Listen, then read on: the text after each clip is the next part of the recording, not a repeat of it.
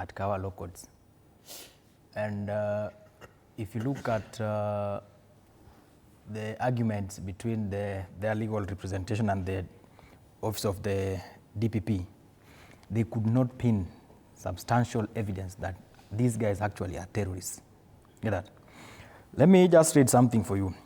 Porter Act 2012 was enacted in Kenya with the primary intention of strengthening the legal framework to combat terrorism.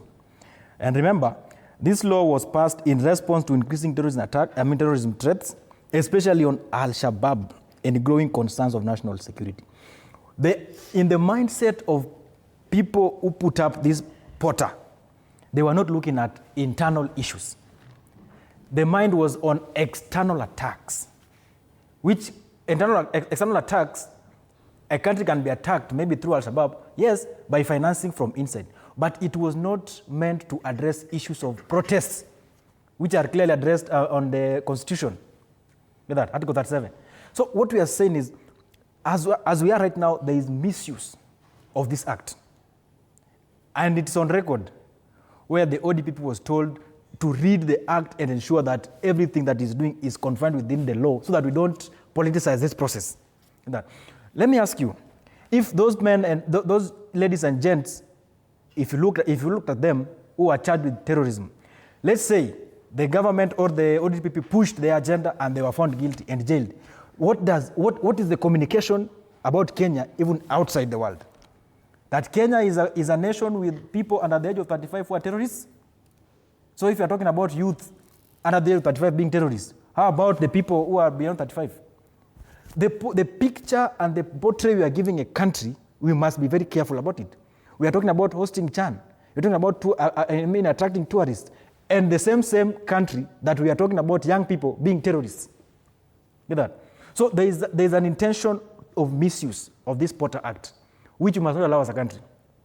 And the legal practitioners, including the president of LSK, is on record advising, calling out the ODPP to work to handle this act very carefully in accordance with the Constitution, because if we misuse this act and actually jail people on this act, Porter, terrorism, we must be careful on where we are putting the country.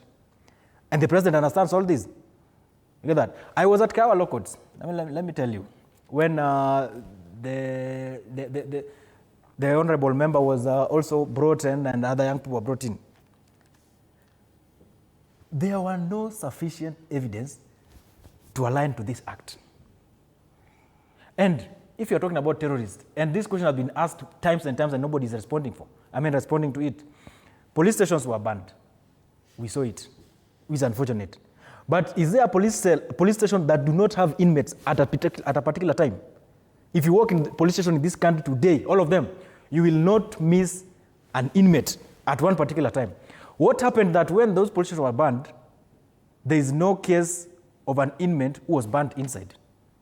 We're just putting a question so that we look at this thing broadly, so to avoid misuse of Porter.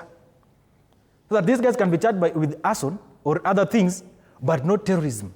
Get that? If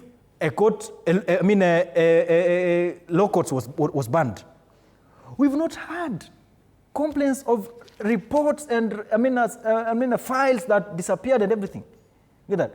We are not pointing fingers to somebody that somebody must have masterminded everything.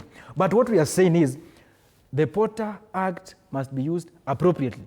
And if it is misused today, remember, judgments made can be referred in making other judgments. If today Kenya Kwanza decides to misuse the Porter Act, and tomorrow they are out of power, and they find themselves in similar situation, get that? And the judge at that time decides to refer to the judgment that was made in 2025 to decide their issue. You see, it becomes unbalanced. We will be having a community that is not balanced in terms of implementation. So we must not misuse the Porter Act. Okay. Yeah. Those gentlemen are not terrorists. Indeed, I said the law applies.